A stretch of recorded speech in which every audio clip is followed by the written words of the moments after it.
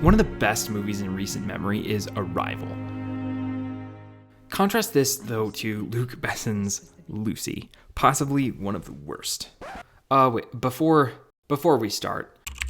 Hi, I'm Michael. This is Lessons from the Screenplay. Pure, thoughtful science fiction is never Denis Villeneuve's sci-fi drama Arrival hit theaters in 2016 and earned rave reviews from critics.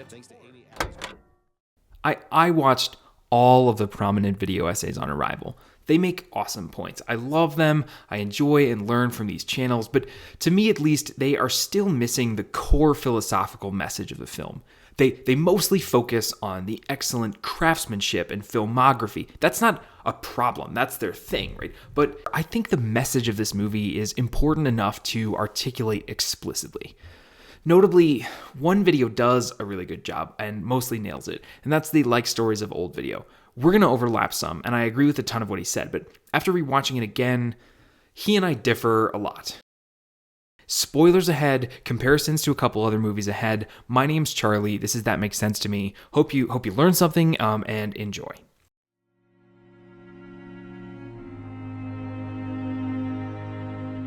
I used to think this was the beginning of your story. One of the best science fiction movies of the decade so far is Arrival. Memory is a strange thing. Contrast this, though, to Luc Besson's Lucy, possibly one of the worst. It's up to us to push the rules and laws and go from evolution to revolution. Anyway, both are films about a woman who gets exposed to a science fiction-y substance that makes her more powerful. Both have a romantic interest. Both even play a role in creating children and life. But Louise and Lucy's transformations go in nearly opposite emotional directions. Let's start with Lucy. Is that supposed to make me feel better? Yeah. Lucy is a movie about a regular woman whose life is changed by exposure to some magic-ish chemicals. After too much of it leaks into her system by some kind of nonsense neuroscience that honestly is so bad not even Morgan Freeman can save it, the chemical allows her to become infinitely intelligent. Throughout the course of the movie, the transformation of her mind causes her to undergo a transformation of identity, such that by the end, she seems to completely cease to be human. And if we track the trend, we can see a vision of either what the directors think transcendent intelligence is, if you believe in such things, or on a human level, we can see a statement about power and human relationships. Oops. So to understand how amazing Arrival is, let's look at the trend in Lucy. First, it starts, innocuously enough, early on at her friend's apartment. She needs to lay low for a while, and her friend, ignorant to Lucy's transformation, starts to tell her about her life. And Lucy is at this point so magically intelligent that she can predict everything her friend is going to say. And you were never going to guess where you took me. 4 seasons, royal suites, and we made love all night. She parrots the dialogue over her. Now, this act in and of itself is not so significant, but she doesn't say these words with any kind of emotional connection. She's completely flat. The more Lucy knows, the less attached she is, and the more powerful she becomes, the less she seems to care about humanity. Lucy, for the sake of the plot, begins dragging a man along with her.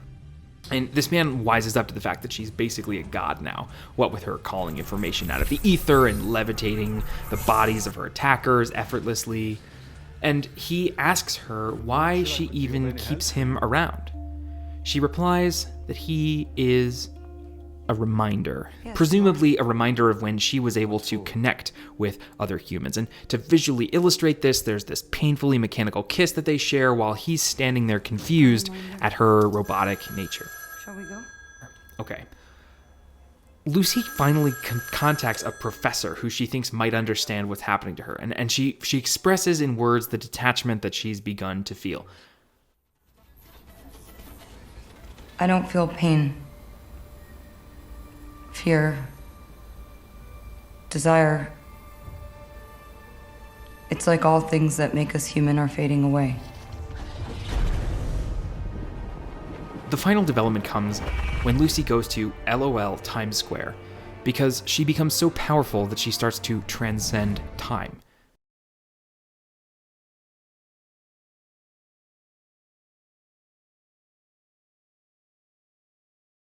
She flicks her wrist and rewinds the clock and darts about through history, finding a creature meant to look like, I guess, Lucy, and possibly in visual reference to Michelangelo's creation of Adam. She extends her now fully deified hand and passes the divine spark or like life, or she creates humanity. It's not totally clear.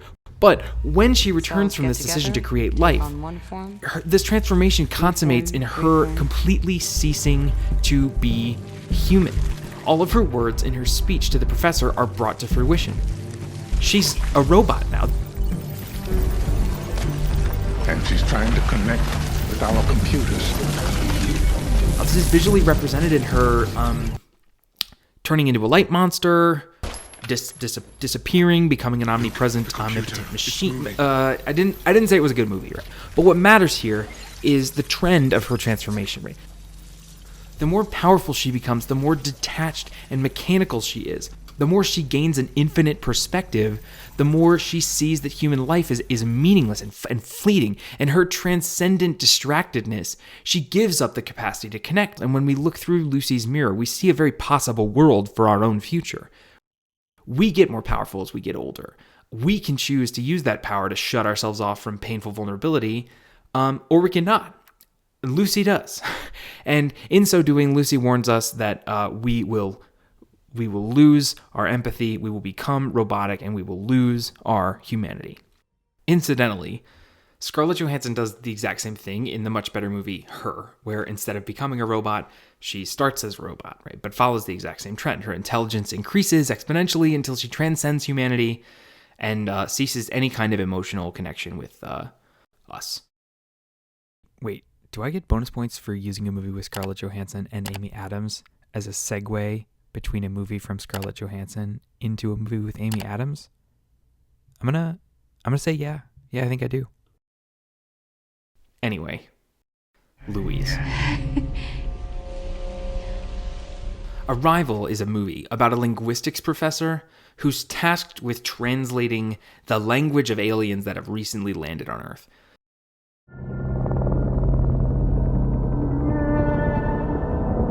After just enough exposure to the language, the way that she perceives reality is altered by what she learns. But where in Lucy, the transformation was away from humanity, Louise's transformation is towards appreciating humanity more, even, and crucially even, if this means opening herself up to pain. Louise's transformation does not start in an innocuous place. The movie opens with the tragic death of her child Hannah and the appropriately painful emotional fallout.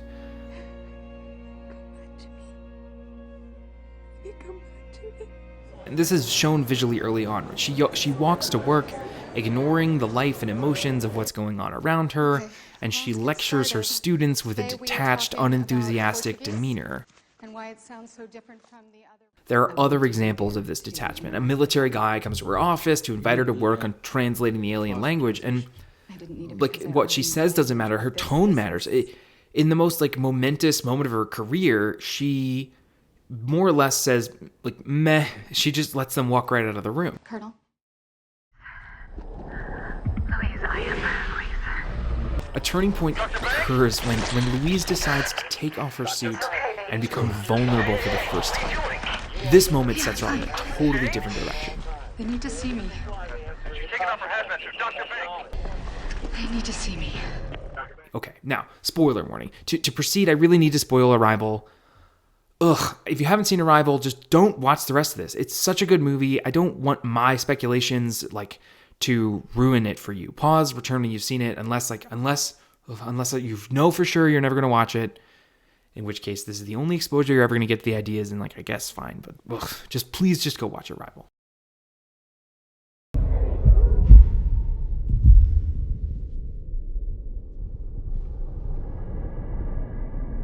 When Louise takes off her suit, she smiles, and she becomes vulnerable for the first time. The movie changes course. Louise's character begins to realize something, and because this movie's so masterful, our realization follows hers. As the movie progresses, we learn with Louise that what we thought were flashbacks of her daughter in the past are actually visions of the future. Okay, we gotta nail this. So let's break this down. But the movie drops the Sapir-Whorf Hypothesis, which is a theory of language, that the words that we use affect our cognition. There's a whole background field about this, and I encourage you to check out like this or this or this or this or this or this. But I'm getting off track. As Louise learns the language, she learns the alien perception. And like Vonnegut's aliens in Slaughterhouse-5, the heptapods are unstuck in time, and Louise begins to see time differently. I don't understand. Who is this child? If you're still confused, like, forget about all the academic stuff. It's just like Lucy. We already did this. Lucy became super intelligent and began to slip between different times. And now Louise is becoming alien level super intelligent. And now Louise starts to slip between different times. The movies are structurally identical. They're both movies where a woman interacts with a science fiction-y force. They're both movies where an increase in intelligence leads to the ability to transcend time. And, depending on how you read the Michelangelo scene, they're even both movies about a transcendent intelligent entity deciding to create human life by bouncing back and forth between timelines. But where they differ radically, and they differ beyond filmography, and what the other video essayists are pointing out is they differ in their implicit philosophical foundations. They're giving different competing visions. Each is saying, this is what power is like. Lucy progressively becomes a killer, light-breathing robot thing, and Louise turns into... Well, if we see what Louise turns into, we see the very core of what it means to be human. So to conclude, right, we need to understand the choice that Louise makes to enter into the relationship with her husband and to create Hannah. Yes, I'm going to say choice. Deal with it. I know a couple other video essays are raising the question of determinism and whether Louise is actually choosing anything because she knows her future. I don't think that's the point of the movie at all. I don't want to get hung up on that because I think it's mostly a distraction. And if you can't get over it, I encourage you to look up compatibilism, which is a theory of causality that allows for determinism and free will at the same time. But none of that matters right now, right? What matters is when Louise begins to be freed from time, she gains a higher perspective on pain.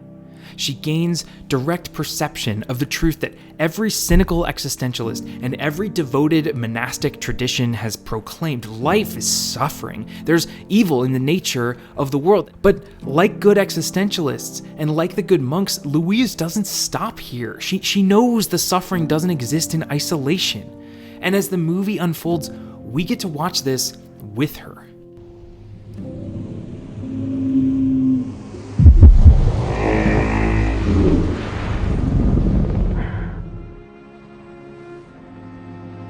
Despite knowing the journey and where it leads, I embrace it. And I welcome every moment of it. She sees that her daughter is going to die at the same time as she sees her holding her as a newborn for the first time. She sees that her husband is going to leave at the same moment as she sees herself falling in love with him, but she decides to go for it anyway. She can see her future pain and future joy and concludes it's worth it. Stick 'em up. Are you the sheriff in this here town? These are my tickle guns, and I'm gonna get you. But this is the message of the film, to be fully human, to be in true relationship with others, to be able to feel the joy of life. We need the right commingling of not just power, but also vulnerability. They need to see me. Once you see this relationship between vulnerability and joy, you will not be able to unsee it. Much pain. It's not that pain you're afraid of. It's yours, Charles. And as frightening as it may be, that pain will make you stronger. If you allow yourself to feel it. Check Days of Future Past, where Xavier's future self comes back in time to show him the value of allowing himself to feel pain. Check the tears of joy and sorrow in like every episode of Steven Universe. And check Riley in Inside Out, whose whole world is turning dark all at once when she loses her ability to connect, when she loses her ability to feel joy, but also sorrow. If you never allow yourself to feel pain and sadness, you become emotionally detached. Now, while I see these truths in these films, like I didn't invent them and I didn't discover them. I owe these insights chiefly to Brené Brown, among others, who comes with my highest recommendation. Go buy Daring Greatly and read it right now. Your life will be better. I'll end with 2 quotes. Connection is why we're here. It is what gives purpose and meaning to our lives. Vulnerability is not weakness. Our only choice is a question of engagement. Our willingness to own and engage with our vulnerability determines the depth of our courage and the clarity of our purpose. The level to which we protect ourselves from being vulnerable is a measure of our fear and disconnection. Or more succinctly, numb the dark and you numb the light.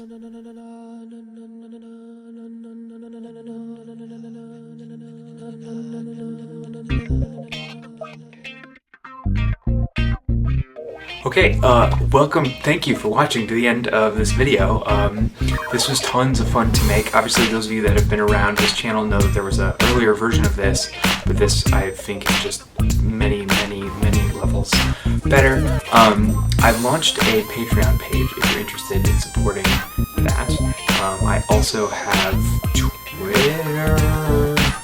I've had kind of a little debate about this, but I'll save that for another video about Amazon affiliate links and the ethics of them. I'm a little uncertain about that. So I've added Amazon affiliate links at the bottom, but what I've also done is I've added a little tier to the Patreon page that just says, like, instead of Amazon.